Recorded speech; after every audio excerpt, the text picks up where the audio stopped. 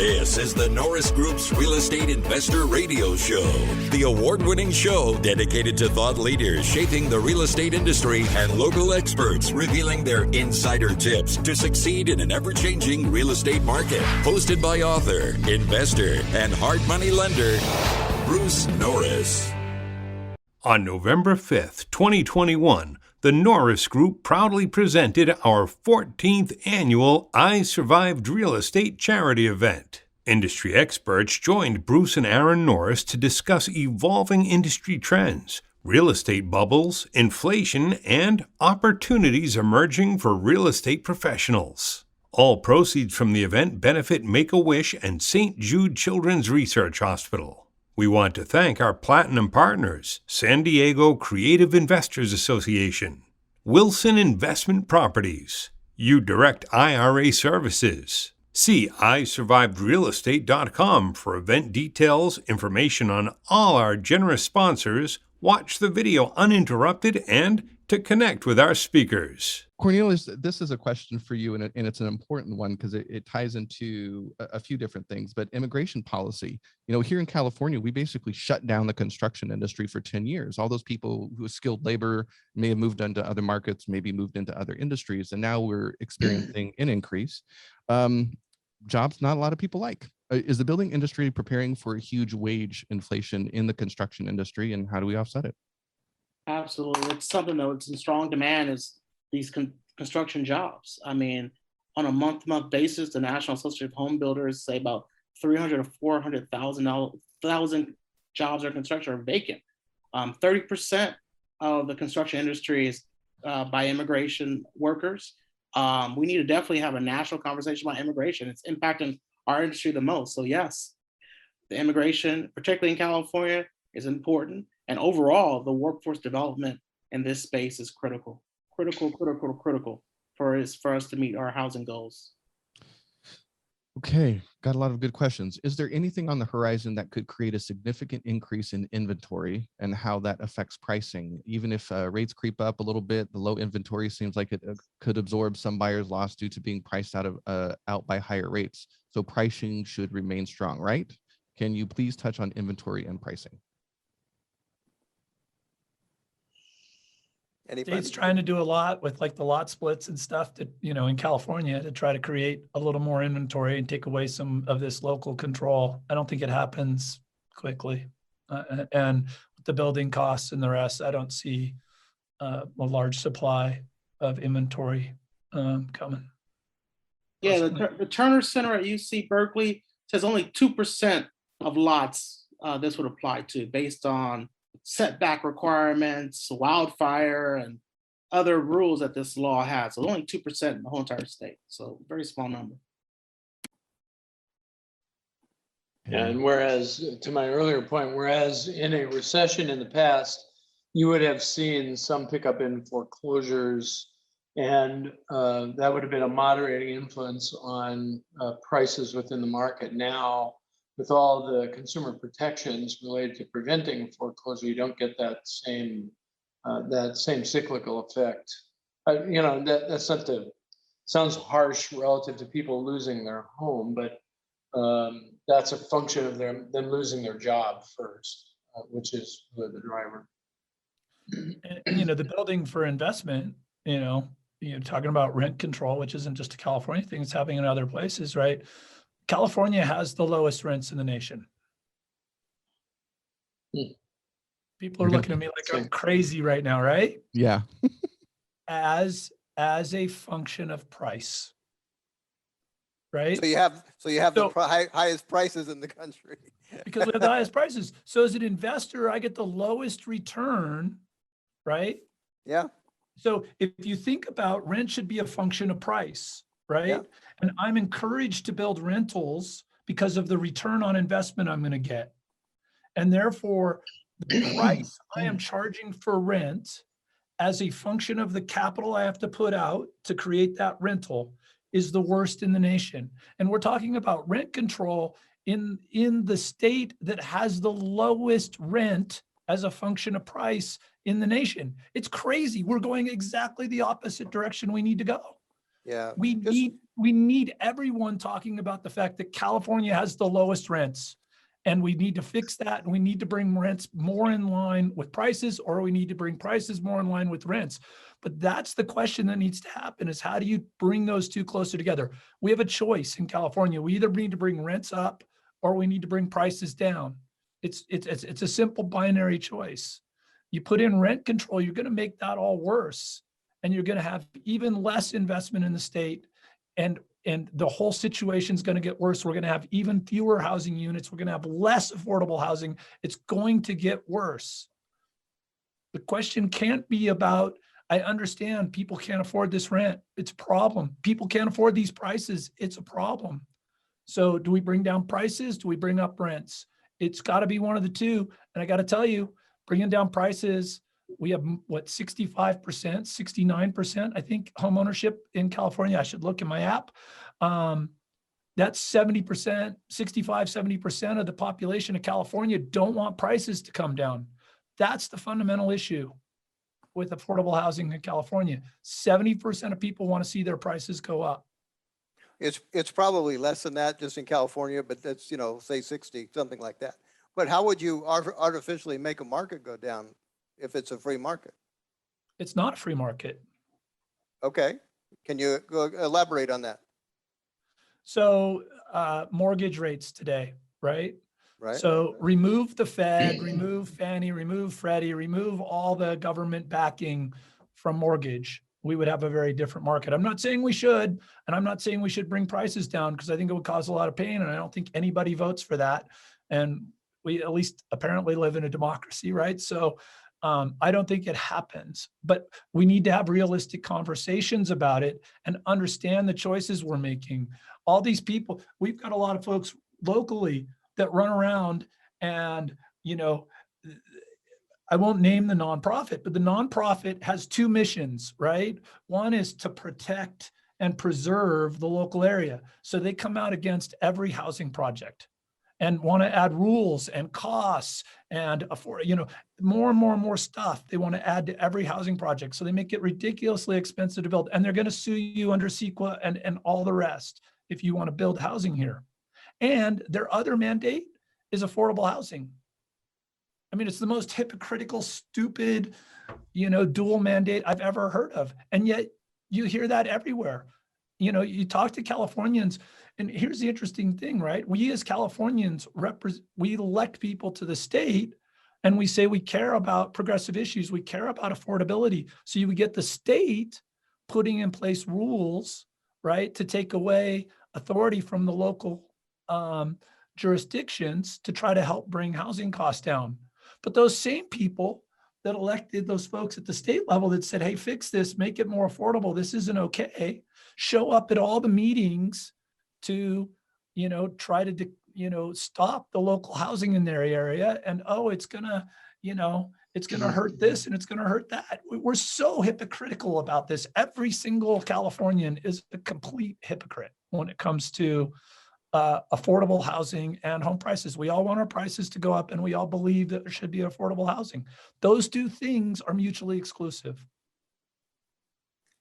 Okay. I have a lot of good questions, and we only have about 15 minutes left, so I know I'm going to have time for a few. I'm glad your throat's going. High horse. Your throat's doing good, man. Yeah, sure is.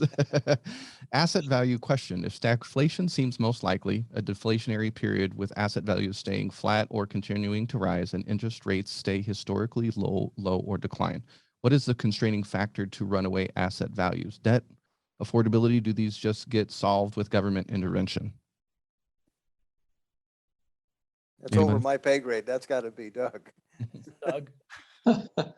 Well, one of the impacts of current monetary policy has been to inflate the value of assets. And I think that when the Fed starts to address the question of measured inflation, and I make that distinction because people don't think of asset appreciation as an inflation, but it in fact is.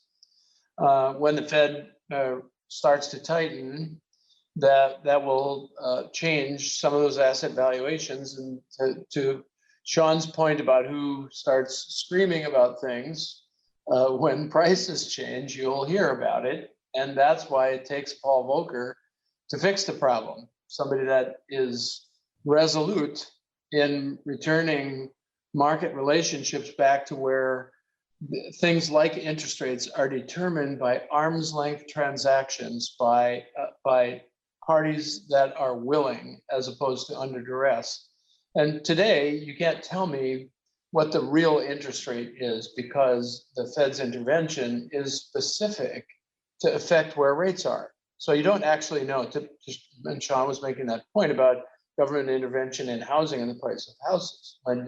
When you legislatively or regulatorily introduce restrictions into the market, then you distort the pricing fundamentals. So at the end of the day, I think when the economic historians write, say 50 years from now, write about this period of monetary policy, you're going to be very critical of the Fed, suggesting it is at the root of some of the income distribution problems because the inflation of those asset valuations all go to households who have assets to be inflated, and that's not the poor. And that's not low income households. That's middle and upper income households that are seeing the impact of that. So I think certainly monetary policy has a significant impact. Andrew brings up a great point about property taxes in cities. And Cornelius, maybe you have some insight into this. They must feel like it's Christmas. In Texas, as an example, I have a friend who bought less than 2 years ago for $625. Relocation for a new job in Jacksonville, Florida. He is now in escrow for his Austin home for $1.35 million. It doubled in less than 2 years. And in states like Texas, that's a huge bump to their coffers. How are they handling this? In some parts of Florida, I know there's discussion about them lowering property taxes. Is California doing that? We have Prop 13 in California, which caps property taxes. But one of the challenges that we have, as I said, these impact fees. So these various governmental entities are now funding their general fund with all these impact fees. Additionally, we have a lot of special districts in our state. So this is the flood control district, the park district, the community college district, the transit district, who also add on to your property tax bill. So it's a maze and Byzantine system here where we're funding local government pretty much as a de facto housing tax at this point. And that needs to be addressed at a statewide level as well. Has anybody instituted like a CalPERS retirement impact fee? Not yet. It's coming. I forget what Prop 15 was in California. Do you think Prop 15 in California that was narrowly defeated will eventually get passed? And if so, please talk about the adverse impact it will have. I think I might be referring to either the rent control measure that we were able to. I think so. That was on the ballot twice, and we were able to defeat that. I know folks are talking about bringing that back again. So that's a bad policy. Rent control will make a bad situation worse. There was also Prop 19 on the ballot last year, which allowed you to transfer your property tax base, which is very helpful for a lot of folks to, leave, for example, the Bay Area and move to Sacramento and not have to worry about their property tax base changing. I'm going to make the next customers are making a killing on that one right now. I'm going to make a few quick comments because there's some questions. One is, should I lock in my loan now? I'd say, yeah. Why try to wait and time the market perfectly? It's pretty stupid low right now. So I know, but now I'm wondering if I should have waited for that 1%. I am really hoping we don't see that anytime soon, because I think it's as the after effect of something really bad. So please, nobody hope for that one. Yeah. They'll hope. Please go home and pray that I'm wrong. You can always refi if it gets the 1%. Don't stress. Right. And then when it comes to builder, there was a builder question: should I move forward with construction in California? I think double the time frame that you think it's going to take. Assume you have to get really organized and all over your contractors. And if your contractors are not plugged in and in the know of how bad it is, you're going to have to manhandle like your construction project. I'm just surprised. I hadn't heard 1 year for appliances. That's new and a little concerning, but we've had to adjust on the fly. Like we've got air conditioners that have been in port for 3 weeks, and we had to switch brands just so we could move along and get things done. And so that impact, you know, holding costs are going to cost longer. Things are going to cost. We've had garage doors go up 6 times this year.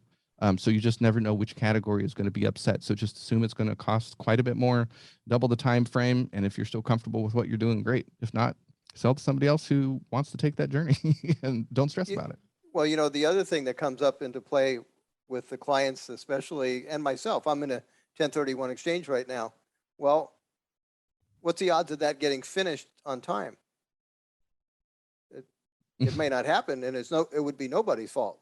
You can't get appliances for a year. Well, so I wonder how the IRS is going to deal with that, because that is a systemic issue, not anybody's fault. We asked the question last week too. Yep. We're technically still in a state of emergency, but the IRS has not posted the COVID-related supply chain disruption as something that will count. So sorry about it. It's not going to work. Dad, we are rounding out the evening. Would you like to close us out?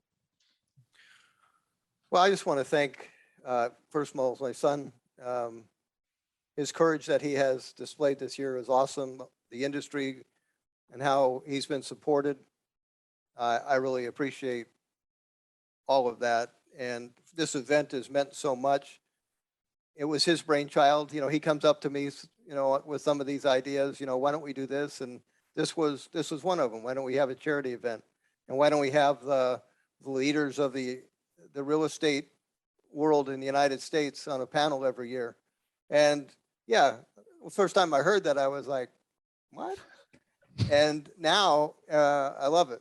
I look forward to it. And I think because of the group of investors that we've had, you know, it was interesting when we first did it, people showed up and they weren't really sure what it was. It wasn't a seminar, so what is it? And they really just was on, okay, well, we trust you, we show up. So 450 people show up in formals and tuxes and going, okay, well, what's tonight about? And it was so fun. And it's really become our industry ball is what it amounts to. And I miss it, not doing it live. But the first year I remember standing up and I said, are there any investors here? Would you stand up? And 450 people stood up, all dressed. And I looked at the panel and I said, I just wanted you to know what an investor looked like. Because at the time, we were the bad guy. We were being pointed to as, okay, you're the guys that caused all the foreclosures and all that. And that was a speculator. That was not the room full of people that you have in front of you. And so it's been a great journey. I've made some great friends along the way. And I get to ask questions of these guys that I don't know the answers to, and that's really good. So thank you all for participating for another year. And it's great that we're raising some money for people that have much less fortune than we have in our life.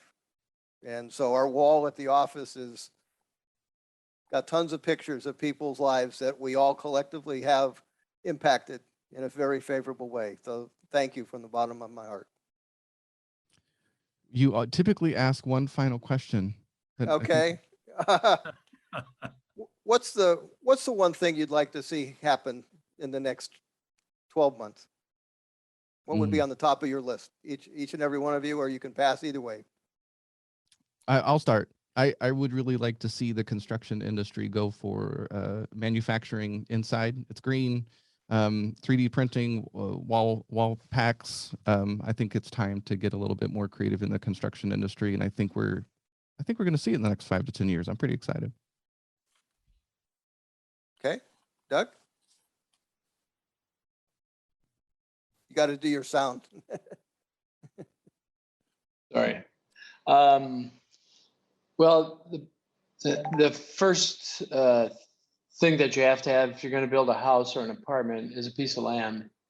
And if there were some way to have a national wave of land development reform that freed up land and lowered costs, that would be a huge change for the affordability of housing to the conversation we've had about housing affordability. Okay. I don't expect it, but that would be awesome. Okay. Yeah, this is wish list time. Cornelius? So many things. I would say in the short term and immediately, with all the money that the federal government have provided to the states for COVID, it would be nice if they would use that money to hold off on fees and use that as an economic incentive for folks to go in and say, hey, I want to build an ADU, no fees. Hey, I want to build housing, no fees. So all the millions of dollars that the state and local governments have in their coffers right now, thanks to the federal government, no fees, and use it as a stimulus to jumpstart home building and home construction. I like that. Sean? I would love to see more focus on facts and more focus on compromise by both parties, and to understand that that at the end of the day, a house divided, this is a great big world, and we compete with a lot of folks, and we have a lot of advantages by being the world's reserve currency. And we have a lot of advantages that I think we are very at risk of losing if we're not all rowing the boat in the same direction. And I would just encourage anybody who's using language about the other side to dial it way down and think a lot more about compromise and meeting in the middle. And Casey? I'd really like to see, first of all, thank you for having me on the show. It's been so great. I pinged Aaron and just thanked him for including me. But for me, it's really about modernizing the transaction and making it simpler for an agent and for a consumer. For as many advances as mortgage and title and the sales process have gone through COVID, it's still a pretty archaic process, and we need to modernize to where consumers are today. Joey, would you like to have a voice in this? Actually, I just want to say thank you to everybody. It came together so fast. Everybody jumping on the panel, all the sponsors, all the individual donors. It means so much to us here at the Norris Group.